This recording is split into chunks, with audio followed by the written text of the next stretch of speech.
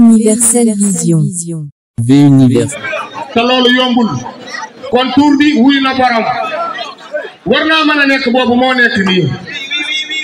wii kon yéen ñu ngi leen di sant ñu ngi leen di gërëm kon tey loolu bu amee Papa Niang tey sama xol dafa sedd waykat yi may leen communicateur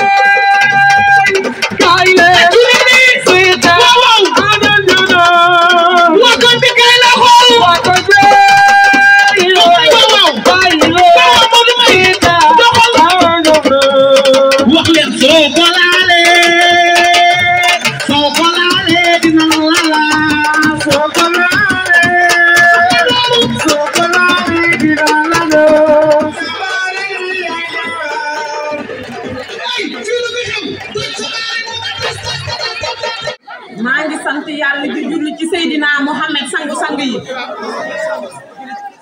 di ñaan yàlla sama kàddu gi képp ku mu fekk fi nga toog yàlla na la yàlla defal jàmm may sant yàlla bu baax di julli ci Seydina Mohamed di sant sama waajur Moussa Ndiaye ancien député maire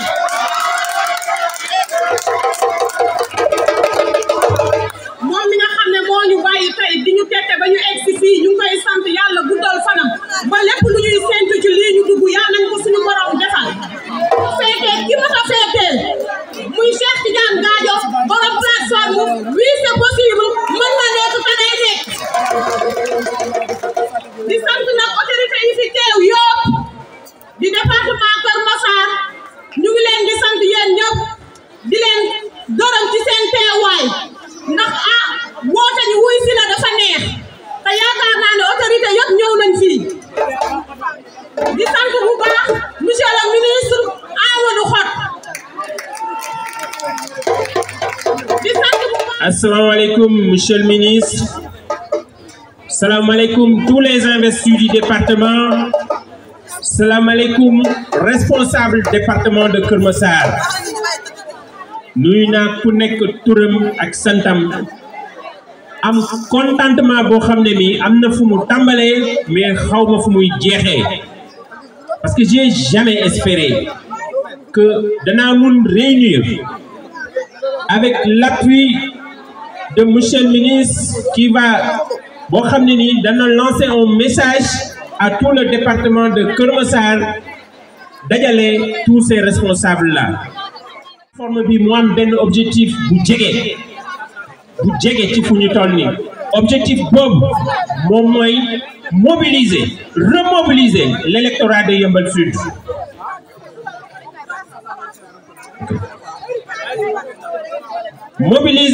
remobiliser l'électorat de Yeumbeul Sud pour que ñu am ay résultats yoo xam ne nii moo gën ci résultats yi ñu mës a am bi ñu commencé politique ba tey foofu laay xaw a taxawee parce que am nañ sunu koo xam ne ni dafa bokk ci investi yi moo nekk le ministre Assome Diatta empêché yónni son chef de cabinet madame Safir Mbaye. L'autre objectif immédiat moo nekk dañoo bëgg a contribuer au même titre que li ñeneen ñi def à la massification et à l'animation du parti et de la coalition Benno Bokk Yaakaar. lii mooy oui c'est possible ce n'est rien d'autre ay nit la ñu engagé ay nit la ñu am xel am nit ñu am xalaat am gis-gis am doxalin mu am ay experts dans beaucoup de domaines nag yoo xam ne ni pare nañ pour def ko à la disposition de tout leader politique de Yeumbeul Sud de tout membre de l'APR de tout parti ou mouvement membre de la coalition Benno Bokk Yaakaar au bénéfice exclusif du président Macky Sall boo xam ne nii moo ñu yónnee ministre de l'économie Amadou Hott ñu war ko teg ci loxoom pour une victoire éclatante au soir du 31 juillet foofu lay jaaree transition pour wax pourquoi Amadou Hott est le parrain de cette journée. Il aurait pu mënoon na nekk te mën na nekk président de la BAD te kenn du ci wax dara te Yeumbeul Sud du ko jëriñoo en tout cas pas avec cette proximité là mën na nekk te mënoon na nekk directeur général du FMI Fonds monétaire international te proximité bu mu am ak Yeumbeul Sud bi doot du ko mën a am mënoon na nekk directeur général de la Banque mondiale te proximité bu mu am Yeumbeul Sud dootu ko mën a am mënoon a diriger n'importe quelle institution financière ou de développement du monde te ñun Yeumbeul Sud duñu mën am proximité bu mu am plaidoyer bu ñuy defal kooku le président Macky Sall xelam dem si moom mu dem jëlee ko baat mu nekk si position pour doon président de la baat mu ne ko soo doonee président de la BAD la ma soxla si Yeumbeul Sud la ma soxla si Sénégal dana soxe dama bëgg nga ñëw jàppale ma accompagnement ñu liggéey Sénégal te mënoon na bañ a nekk yàlla dimbale ñu mu nekk kooku mooy ma bëgg ngeen sargal ko parce que son engagement est le prix d'énormes sacrifices financiers. Engagement, c'est le prix d'énormes sacrifices sur sa carrière professionnelle et personnelle. Kooku mooy sunu parrain.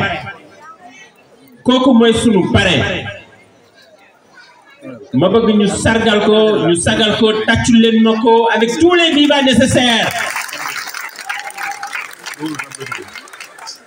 Monsieur le ministre jërëjëf monsieur le ministre jërëjëf monsieur le ministre jërëjëf monsieur le ministre Yeumbeul Sud soxla na la le département de Keur Massar soxla na la le Sénégal a besoin de vous monsieur le ministre le citoyen lambda am na lu mu mënul comprendre ñun nag suñu devoir la pour que le citoyen lambda comprenne que monsieur le ministre la ngay def sacrifice là cette proximité là c'est un énorme sacrifice boo xam ne bi sa xol nga ko tibbee pour que nit ñi mën ko jëriñoo loolu lu jar topp la sàmm à titre personnel man de jàppal ne jusqu'à mon dernier souffle danaa ko sàmm danaa ko topp danaa fexe sénégalais bu mu mënti doon ci adduna bi mu comprendre ce que tu vaux ce que vous valez et ce que vous pouvez faire pour ce pays là.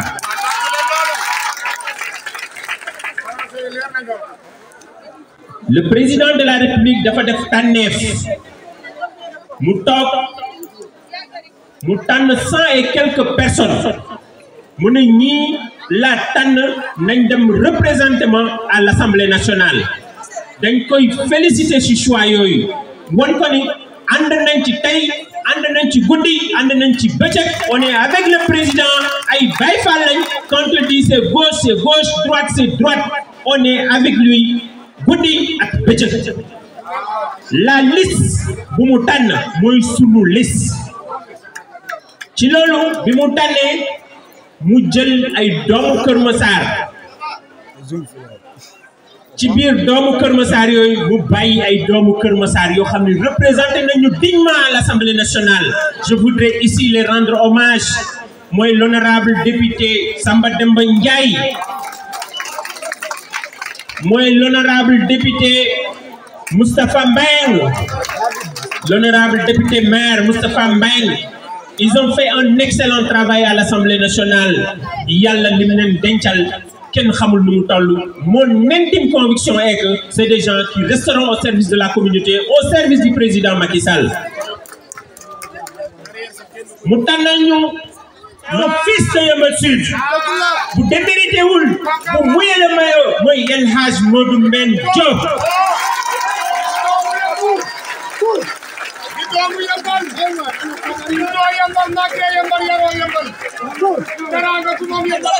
El Hadj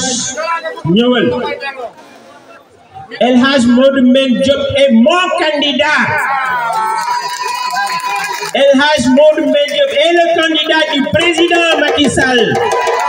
El Hadj Modou Mbène Diop est le candidat de Amadou Hart. El Hadj Modou Mbène Diop est le candidat de tous les responsables de l'APR. El Hadj Modou Mbène Diop est le candidat de tous les membres de la coalition Benno Bokk Yaakaar de Yeumbeul Sud et du département de Keur Massar. El Hadj yal na la yàlla may ndam may président Macky Sall ndam may ku nekk suñu ndam bravo et du courage merci El Hadj.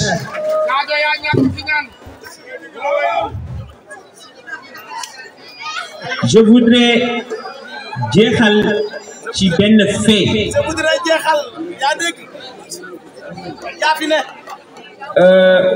am na koo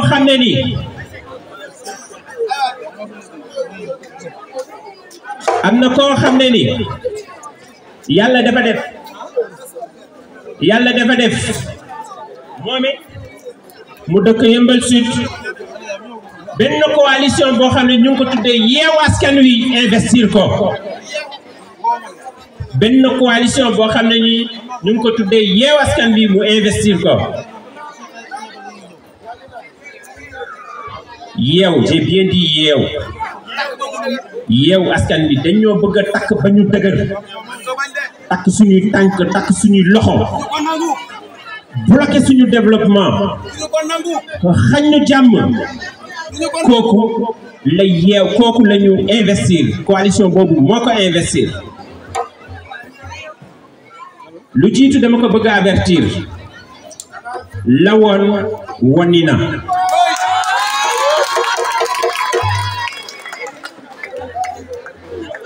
le premier avertissement ba ma koy defal la mairie de Yeumbeul Sud du espace publicitaire du foo xam ne da ngay dem wut banderole takk gauche takk droite ne maa ko moom ma avertir ko fii bés bu ko defee waa Benno Bokk Yaakaar yëpp suñu jógul personnellement danaa ko dindi jar na ma bàyyi ci sama bakkan. Je l'avertis que foofu du place publicitaire benn panneau benn affiche bu fa taxaw personnellement maa ngi xëy ak ku ñeme topp ma parce que danañ ko dindi.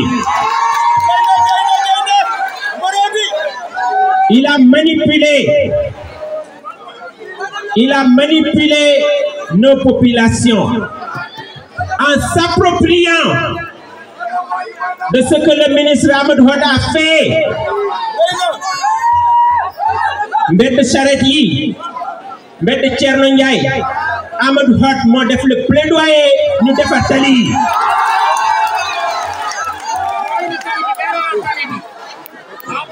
ma may leen benn nouvelle parce que dana ko waxaat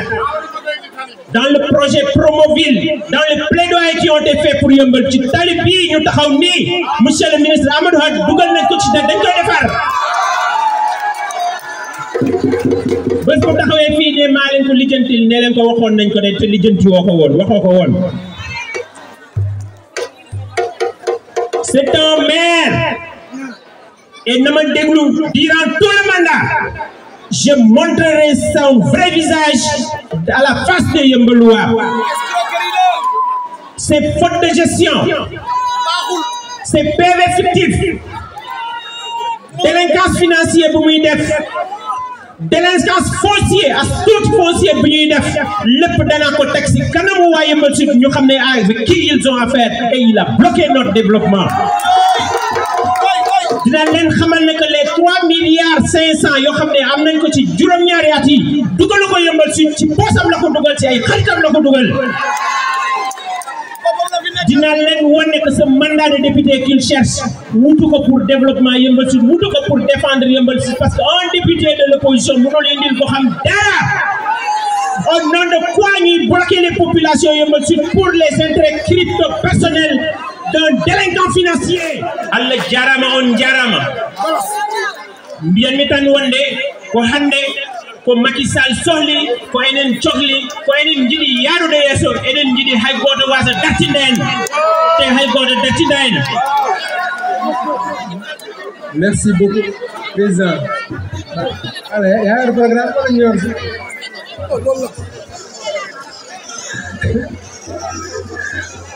Donc maa ngi leen di nuyu kenn ku nekk sa tur ak sa sant di nuyu kilifa yi fi nekk les sages délégué imam notable yi ñëpp maa ngi leen di nuyu di leen jox seen wàccuwaay di nuyu ministre Amadou Hott di ko félicité bu baax si li nga xamante ni tey moo si invité ñëpp ñu ñëw tey fekk si ko fii si Yeumbeul Sud di nuyu sama naataangoo ma fi fekk muy Modou Ben Diop di wax ni boole bi ñu président boole yàlla boole ñu yàlla na doon sunu ndam dina mu Sénégal di ko ñaan nag si li nga xamante ni yàlla bu yaakaar tas di nuyu Gaajo di ko nuyu baax di ko jox seen wàccuwaayam di nuyu maire Daouda Ndiaye Samba Ndiaye mi fi nekkoon léegi honorable maa ngi nuyu sama maire sama député maire Moustapha Mbengue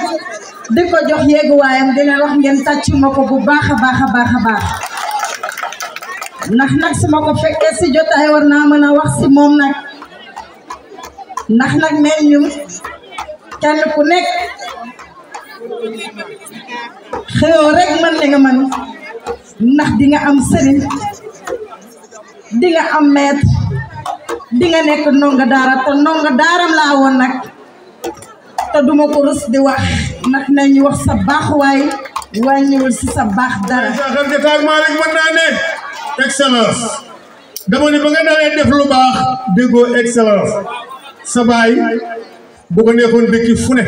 mu ñëw dëkk ak ñun fii te nekk milliardaire yar la fonk la wóolu la nga ñëw nag dugg Yeumbeul di def lu ko neex ànd ak waa Yeumbeul di teral waa Yeumbeul. jërëjëf Pagna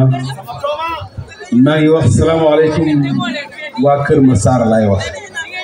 dangeen ma fay asalaamaaleykum waa département Keur Massar na ngeen ma baal nag tey ci voix bi ñi ngi am mbégte bu baax tey nag di sant yàlla bu baax di jul ci nabil Moustapha sallallahu alayhi wa sallam bi ñu yàlla mayee tey ji ñu teew fi kon jaar nañu sant suñu borom bu baax ci kaw loolu rek dañuy dem droit bi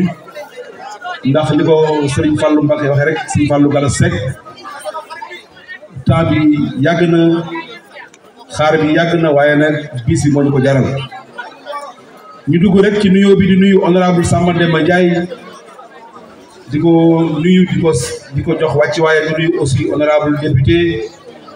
suma xarit suma oncle monsieur le maire député maire Moustapha Mbengue ma bëgg ngeen tàccul ma Moustapha Mbengue bu baax a baax a baax a baax ndax su ma nee suma nijaay la ndax suma yaay Mbengue la sant moo tax fu ma ko fekk rek nijaay laa koy wooyee di nuyu bu baax madame le ministre Aminata Assome Diatta di ko nuyu bu baax ci di gërëm aussi délégation bi nga xam ne moom la fi yabal honorable madame Safine Mbaye jiite ko ñu ngi koy nuyu bu baax di ko delloo wàcc waayam di nuyu bu baax aussi sunu frère sunu xarit sunu doomu ndey monsieur le ministre maire Amadou Hott dinaa ci taxaw tuuti Amadou Hott day sunu frère am na bis am ko moo ma ne ko dina sa xel dal ndax suma diggante ak Amadou Hott incha allahu rabbi jàpp naa ne nit mënu ci dox te nit du ci dox te loolu noonu moo jàppee noonu la jàppee nag képp kuy dund dafa am un jour ma ne ko monsieur le ministre da nga jël sa jëmm jox ko Yeumbeul Sud ndax yàlla may na la ngay toog ak ku ne ci àdduna nag kilifa gu ne ci kaw suuf ngay taxaw ak moom mais boo ñëwee Yeumbeul Sud da nga koy sunni jege askan yi di wax ak ñoom loolu yëpp boo ko mën a may kon monsieur le ministre yàlla fay rek kon loolu dañ ciy taxaw di ko gërëm di ko sant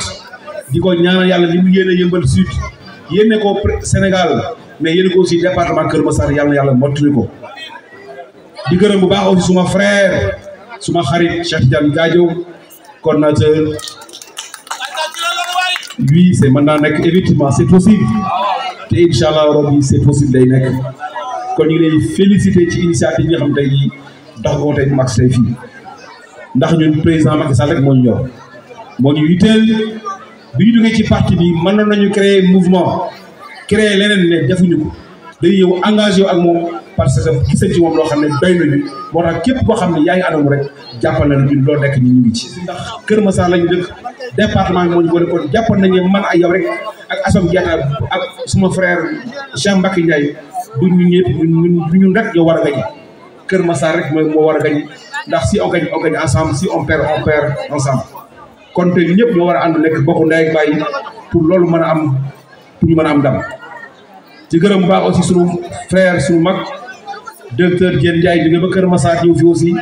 ñu ngi gërëm baax di ko sant di ko féliciter macha allah ginnaaw li nga xam ne am na tey. di gërëm nag honorable Omar Yaya Sow ma bëgg ngeen tàcc bu baax Omar Yaya Sow nit ku bariwul wax te mu bari nag lu bari lu rek la te bariwul coow te lépp lu rek yàlla moo tax sànq naa ko si daa Omar rek yàlla na yàlla fenn sa xol ku baax la ku mën a defar la ku bëgg lu baax la ku bëgg monsieur le ministre am doon la di jégalu rek monsieur le ministre kàddu yi gudd na waaye nag dafa mënut a ñàkk ndax bis bi moo riche ci kaw loolu rek mooy que ne dañuy am lu ñuy wax gaañoo wax na ko sax mooy nañu def appel à l'unité mooy ñëpp ñu ànd match bi jeex na ba pare ay yeew man waxuma ko je ne parle pas de yeew yi ñoom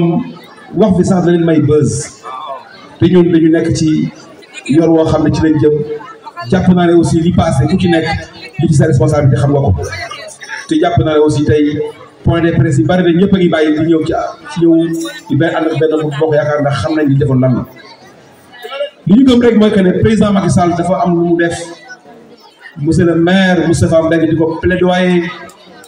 devant l'Assemblée devant président Macky Sall di ko wax saa su nekk ne ko monsieur le président Keur Massar dafa war nekk département yàlla dogal loolu tey jii ba ñu defal ñu ko ñu ànd nag am benn défi boo xam ne président daf ñu ko lancé ñëw valoriser Keur Massar wax loolu jàpp naa ne Keur Massar ci wàllu inondation ñëw na fa gis naa jafe-jafe xam ne moo fa amoon mu dégager un wàllu de 19 milliards pour lan pour yëmbal jóge ci inondation Keur Massar jóge ci inondation wëlbatiku loolu aussi ñu jël teg département bi def ko 6 communes yëpp ay responsable nekk fa ay gaynde nekk fa ñu war a ànd nag tey jii delloo ñu ko son excellence président Macky Sall ba département bi mën a teg ci loxo ñi fi nekk xam nañu xew maire yi par accident rek la gis nañu li xew démb Keur Massar xam nañu dafa am yooyu yëpp tey jii ñu ànd war a ànd ñëpp responsable yëpp ànd tey ji jox majorité incha allah rabbi à l'Assemblée ñu mën a am ndam ba li mu bëgg ci Sénégal yàlla mottali ko ci ak yu bari ci kàttan suñu borom président Macky Sall binaam lu ñuy waxati binaam waxuma la moom mais ñi koy liggéey rek seen bilan nekk na loo xam ne war naa mën a doy sëkk pour ñu mën a jël assemblée bi delloowaat ko son excellence le président Macky Sall ba li mu bëgg a am mën ko am mais ci biir loolu nag dañu bëgg sur les 46 départements dañu bëgg nag ci Keur Massar jël ndaw li war a am mooy que ne bu ñuy wax ndam ci régions yi Sénégal yëpp département yëpp mais Keur Massar nekk ci kaw loolu la ñu bëgg loolu la ñu ñaan yàlla tàllal nañu ñëpp loxo ñu ànd comme ni ko gaañoo waxee sànq rek ñu ànd ñun ñëpp liggéey am ndam parce que loolu rek moo war a mën a nekk monsieur le ministre jërëjëf ñu ko gaañoo waxee rek ci assistance bi nga xam ne yaa ngi koy taxawu Yeumbeul Sud mais taxaw ko oui c'est possible ba tey ñu ma def lii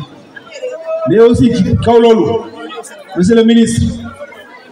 di waxaat waa département bi yëpp ñu amee ngërëm njukkal suñu doyen Gaye Aliou Diop ñëw ñun ñëpp ànd bokk ndey bàyyi jeune bi taxaw ba tey loolu mën a am kon jërë ngeen jëf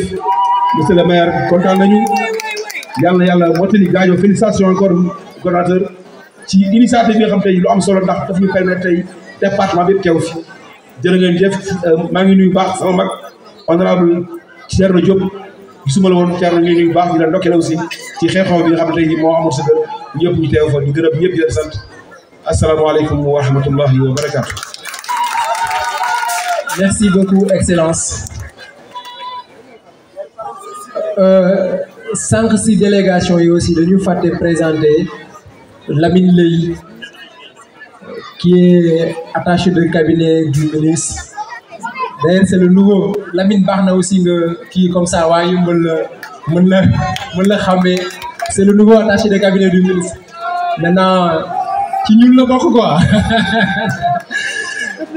di nuyu mbooloo mi yëpp di jiital ci nuyoo bi monsieur le ministre Amadou Hott waaye di ci teg honorable yi fi nekk yépp ku lim da ngay des doom jum mais da ngay dese waaye nuyu nañu aussi kilifa yi fi nekk yépp ci turu madame le ministre du commerce et des petites et moyennes entreprises madame Assom Aminata Diatta ñu am lool mbégte ak kontaante ci teewal ko ci activité bu mel nii di wax ni rek dafa dem fee ca Popenguine yaakaaroon na ni sax heure bii dina fekk mu retourné ndax bëggoon na teewe bis bi waaye foofa tamit ay xat-xat da leen a mujj dab ndax des fois activité moom ni ngay yaakaare ni noonu lay gaawee mën na ne bañ a gaawee ba tax na mu mujj guddee waaye monsieur le ministre madame le ministre mu ngi jéggalu bu baax ndax koroog bi nga koy woo di ko wax activité bi ñun ñoo nekkoon ensemble mu amoon yéene teewe ko lool waaye nag dañuy ñëw rek jéem rek a wax ci turam donte xëy na matewuñ ko bu baax waaye sant nañ bu baax a baax ci activité bi waaye li ñu gën a saluer mooy département bi ni ngeen joxantee loxo di ñaanal yàlla mu gën koo dëgëral ndax nag mooy lii ñi mel yeneen responsable kon yal na yàlla dooleel leen yal na yàlla kartanal leen yal na yàlla boole leen te may ñu ndam ci barke Cheikhu Tidiane yàlla mën na ko am na ko yal na ko yàlla def damay faral di wax ni élection yi di ñëw du élection wu Assom Diatta du élection wu Amadou Hott du élection wu Oulimata Ndoye du élection wu Modou Mbène Diop mais élection wu président de la République la wala sax ñu ne élection wu Sénégal la ndax stabilité Sénégal moo ci dépendre kon dañuy ñaan yàlla na yàlla indiwaat xel yépp ba ñu xam ne lii di ñëw bu ñu xoolee ba cohabitation am ci assemblée nationale dinañ xam ne kenn ci ñoom moomu ko mais ñun sénégalais yi ñoo ko moom ndax nag instabilité baaxul ci benn réew kon yàlla na yàlla muccal ñu ci te may ñu ndam au soir du 31 juillet une victoire écrasante ba ñu xam ne réew mi wax dëgg yàlla ñi fi nekk am nañu lu ñu bëgg te président la ñu bëgg te président la ñu jiital kon yàlla nañu yàlla may ndam ci barke Cheikhu Tidiane jërë ngeen jëf. asalaamaaleykum mbooloo mi maa ngi leen di nuyu nuyoo bi maa ngi siy jiital monsieur le ministre maa ngi lay nuyu di nuyu madame la ministre Assom Diatta nga xam ne Safir Mbaye moo fi teewal nuyu les honorables yi nga xam ne ñi ngi fi teew yëpp di nuyu nag ñi nga xam ne c'est des responsables politiques nekk fii ci département bi muy femmes yi muy jeunes yi muy cadres yi muy enseignants yi ak les charges maa ngi leen di nuyu bu baax a baax di nuyu aussi les investis yi nga xam ne président investir na leen muy madame la ministre Assom Diatta di sama sœur Oulimata Ndoye maa ngi lay nuyu tamit bu baax di nuyu tamit sama jarbaat Modou Mbène Diop di nuyu suñu frère Cheikh Mbacké Ndiaye di wax rek ne damay wax ci ñaari point rek lay wax benn pour responsable yi ak benn pour population bi ñun responsable yi lay waxal ci département bi ñun ñoo ko créé département bi ñun ñoo ko liggéey bu ma ne ñun mooy coalition Benno Bokk Yaakaar département bi ñoo ko waroon a gagné ndax département bi ñoo fi am majorité kon suñu perte département bi rek am na lu tax ñu perte département bi kon nag nañu booloo ñu nekk benn suñu booloo nekk benn dañuy gagné département bi loolu amul werante kon nag bu ñu xool njaga lañ investir wala paate lañ investir loolu amul sens li am sens mooy nañu gagné le département de Keur Massar wane ne département bi suñ département la ñoo ko moom ñoo fi am majorité ñoo ko créé aussi beneen bi ci des muy population bi ñu wax ak yéen tuuti pour ngeen xam élection législative yi ñu jëm fii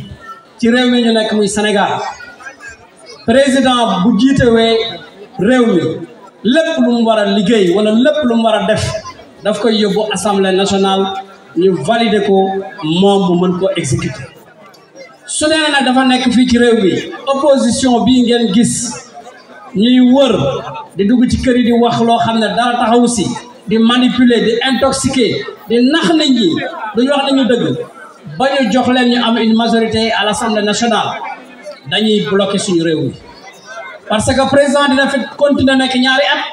ñaari at yooyu dara du dox ci réew mi parce que lépp lu mu fa yóbbu duñ ko accepter mais su boobaa ñaari at dëkk bi nii mu méttee nii kese suñu toogee ñaari at dara doxul benn chantier doxul lépp arrêté yaakaar naa Sénégal nekk réew mu attan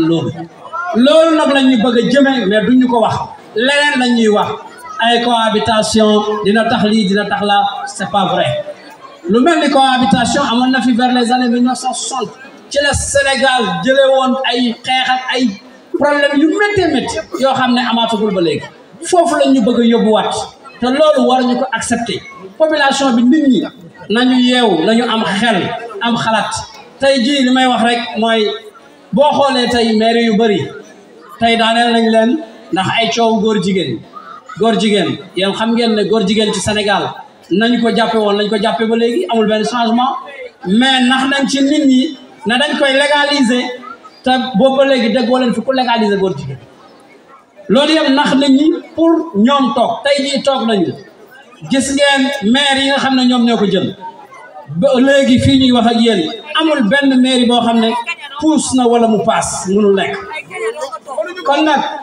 nit ñi nañu yeewu lépp a ngi bloqué agent yoo fi gis boo demee ñu ne la ñu ngi ci 3 mois de salaire wala ñu ngi ci 2 mois de salaire yoo xam ne ay arrière yu ñu fay ko ñëw suñu kër loolu yëpp c'est parce que continuité moo amul parce que ka fi nekkoon di fay salaire di réaliser di déggoo président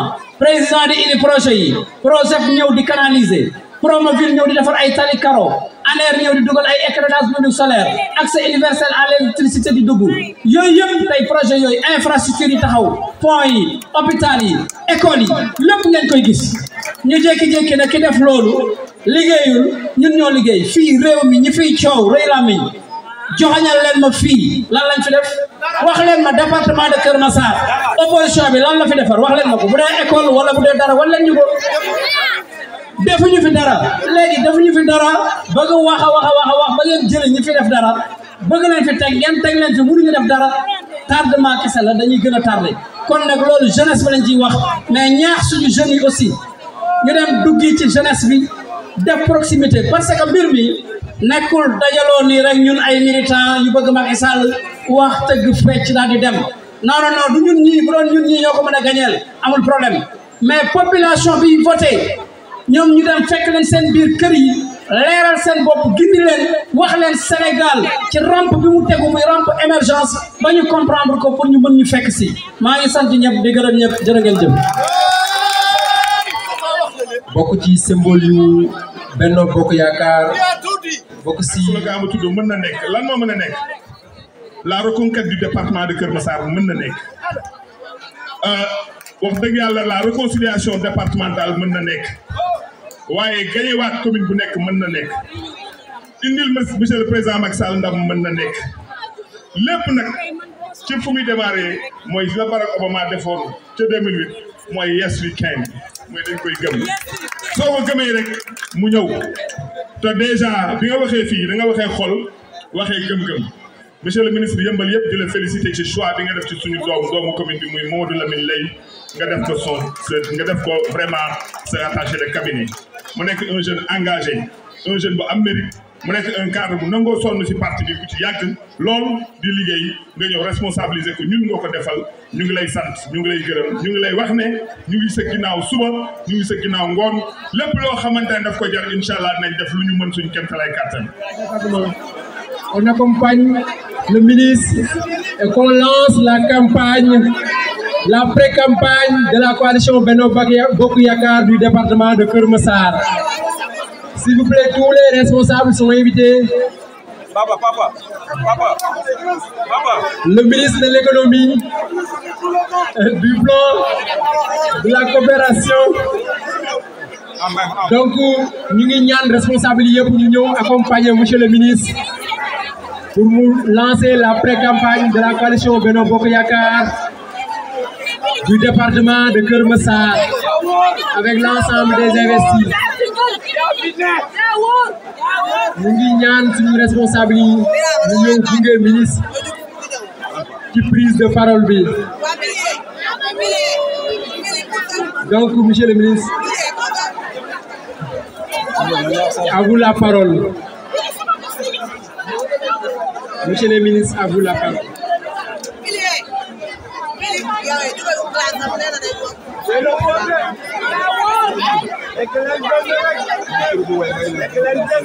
Assalamu alaikum wa Keur Massar. Assalamu alaikum wa Jaxaay. Wa Keur Massar Nord, Keur Massar Sud, wa Malika, wa Yeumbeul Nord et wa Yeumbeul Sud, Yeumbeul bu bees. Maintenant nag à partir de tey Keur Massar bu bees la mu ëmbaale Yeumbeul bu bees inchallah. Chers camarades, chère population de Keur Massar de Yeumbeul Sud, maa ngi leen di nuyu yéen ñëpp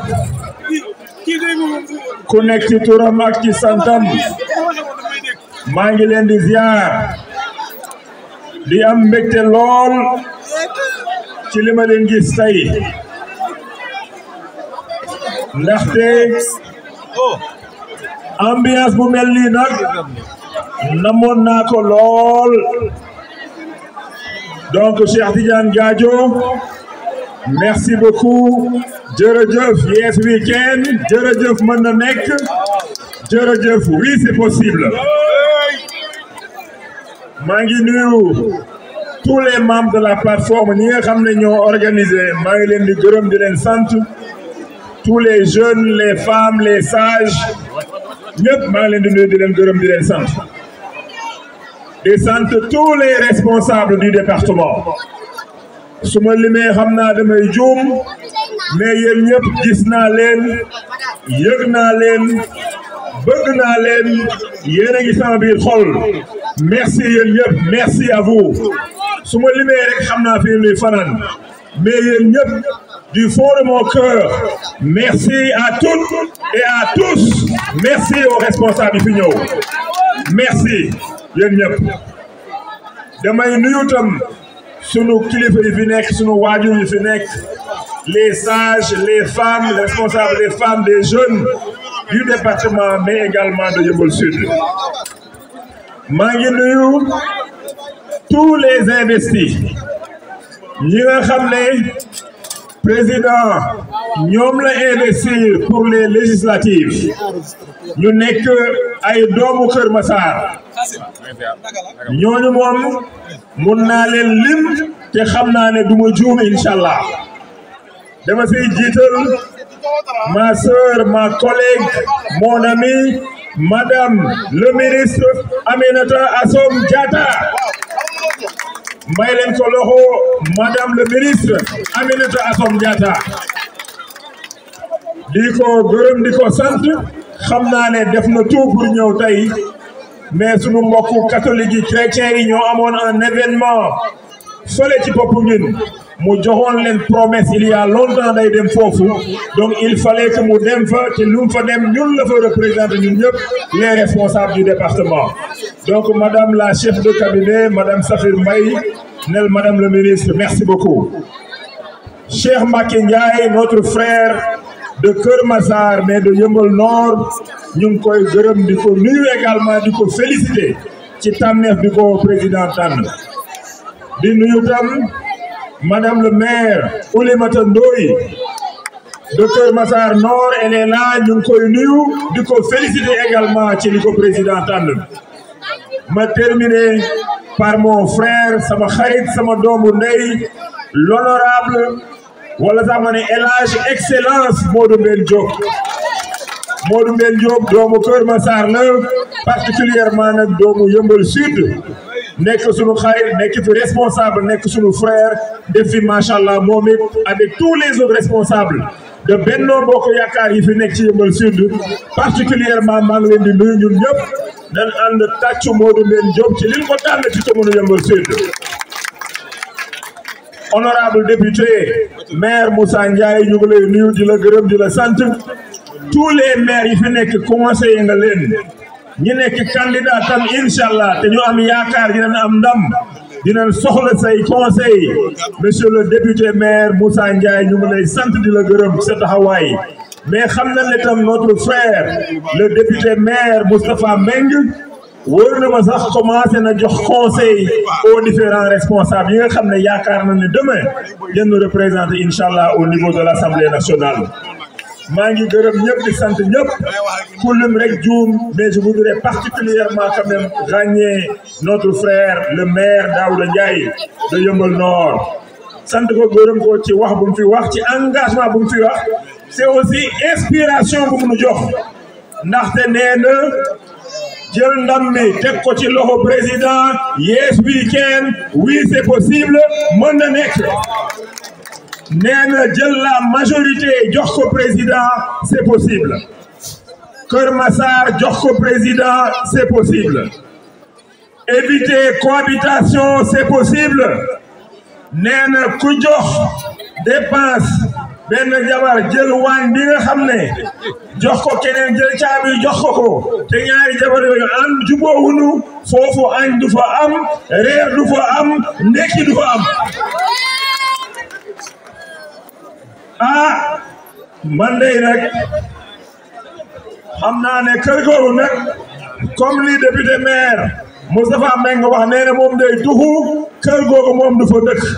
kër goo xam ne amul ndekki amul añ amul reer mais luñ fay def est-ce que bëgg ngeen añ bëgg ndekki bëgg reer kan moo ko fi bëgg donc bu fekkee ne bëgg na loolu am bu nu nangu cohabitation am cohabitation jigul sax les pays développés jigul un pays émergent jigul tam un pays en voie d'émergence liggéey bi nga xam ne président def na ko pendant 10 ans suñ buggee mu continuer liggéey boobu engagement yu mu jël pour tout le pays engagement yu mu jël pour le département de Keur Massar am na ay projets yoo xam ne ay projet teew mu teew la war na taxaw teew mu teew suñ buggee loolu ñu bañ ko annuler nanu jël majorité dénk ko son excellence monsieur le président de la République man nag Amadou Hott xam leen ne gis naa sama bopp ci 4 personnes yi nga xam ne ñoom le président investir man Amadou Hott yéen 4 El Hadji Modou Mbène Diop excellence Cheikh Mbacké Ndiaye Oulimata Ndoye et madame Aminata Assome Diatta inchallah yéen ñeent man maay nekk seen directeur de campagne inchallah directeur de campagne ci guddi directeur campagne ci bëccëg directeur campagne ci avion directeur campagne fii ci suuf inchallah donc ba bëgg nag tous les responsables même ñoo xam ne xalaatoon nañ ne président dina leen tànn xam nga affaire yi moom ñeent kese la te macha allah ñu ko yeyoo peut-être mën na téeméer wala mën na sax ñaar téeméer dama bëgg yéen ñëpp ngeen ànd ak man retrouver wu ci choix président bi mu def ci 4 personnes yooyu nga xam ne inchallah suñ demee à l'Assemblée nationale dinañ taxaw représenter ce département et représenter Sénégal dimbali na ñu éviter def cohabitation dans ce pays wax naa ko jigul pays développé waxuma la nag un pays en voie de développement 2 ans lu ne xëj na si da ngeen bëgg 2 ans yoo xam ne c'est le tâtonnement 2 ans boo xam ne sur place la 2 ans boo xam ne fonctionnement kese mooy am investissement du am su dee loolu lañ bëgg nan dem cohabitation ku bëgg a liggéey nag bëgg résultat bëgg président continuer son travail nanu xar sunu tànk tubéy wodduwaat sunu sëri bu baax takkaat affaire yi ba mu dëgër dem sur le terrain à la rencontre des jeunes des moins jeunes des femmes et des hommes de ce département de Keur Massar ndaxte commune bu nekk de ce département da nga war a contribuer au maximum ndaxte affaire bi kat raw gàddu la soo jiituwee nga jël lépp soo nekkee ndaare na nga ñàkk lépp te commune bu nekk quel que soit ce niveau d'électorat am nga ci rôle boo war a jouer ni commune yi amee rôle pour département bi gagner yokku ci liste nationale bi non la sunu département amee rôle pour que ñu ànd ak yeneen département yi maximiser sunu électorat pour que proportionnel bi mooy liste nationale ñu jël le maximum de députés loolu moo ñuy may plus que la majorité au niveau de l'Assemblée nationale loolu nag comme ni ko honorable député waxee Moustapha Mbengue nekkul rek organiser lu mel ni c'est extrêmement important parce que lii soxla woon nañ ko soxla woon nañ rassembler tous les responsables et la population pour que ñu waxtaan tey jii donc Gadio merci ci loolu mais c'est un événement départemental c'est au-delà de la commune de Yeumbeul Sud Yes Weekend c'est dans tout le département de Keur Massar mën na nekk c'est dans tout le département de Keur Massar li koy faj nag mooy dem à la rencontre des populations moom lay ñaax ñëpp ñu dem def porte à porte jeune dem gis jeune sage dem gis sage femme dem gis femme groupement yi dem gis tout le monde pour que inchallah ñu mobiliser wu jour élection qu'on gagne les élections suñu àndee on gagne mais ànd kese loolu yemu ci on doit être nag vigilant li ñu daloon ci élection locale yi bañ ñu dalaat vigilance avant les élections pendant les élections jusqu'à la dernière minute vigilance mooy tax inchallah ñu génn ci on est clairement majoritaire dans ce département mais nag soo yelwaanee toute la journée guddi nga dem tuur sa pot li nga amoon ci pot yëpp tuuru loolu moom yaa ko def sa bopp tuur sa yelwaan moom bu munu dal nag cette fois ci élection yi je vous promets que ne loolu du nu dalaat cette fois nag commune bu nekk di nga am sa comité électoral bu fatt taraj ay gens yoo xam ne am nañ expérience ku ci amul expérience ñu former la am ay siégeants yu xarañ ay siégeants yu mot siégeants ay siégeants yoo xam ne ay xeexkat lañ ndaxte ñin ko sekkal ñoom amuñu lu gëm lu dul force lu dul naxaate lu dul caaxaan lu dul sàcc lu dul sas wax loo xam ne amul pour que nax population bi ba toog ci assemblée nationale fële ci place Soweto loolu du fi amee inchallah loolu nag ñun ñoo koy bañ